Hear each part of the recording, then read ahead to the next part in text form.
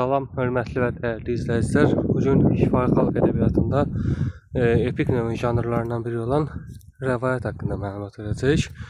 Məlumata keçməmişdən əvvəl sizdən bir xahişim var. Videonu bəyənməyi və kanala abunə olmağı unutmayın. Bir də videonu paylaşın ki, başqaları da məlumatlansın. Deməli, rəvayət nədir? Rəvayət tarixən real şəkildə baş vermiş hadisələr, lakin ağızdan ağıza keçərkən ilkin dəqiqliyin itirmiş janrdır. Rəvayətlər həmişə nəsrli olur, yəni yalnız nəsrli olur. İki növ vardır. Tarixi şəxsiyyətlərlə bağlı rəvayətlər, yer adlarla bağlı rəvayətlər. Yer adlarla bağlı rəvayətlər əvvəlki kitablarımızda vardı.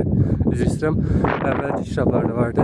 Beşbarmaq dağı, Siyəzən, Qarı dağı, indi isə onlar yoxdur. Amma tarixi şəxsiyyətlərlə bağlı rəvayətlər isə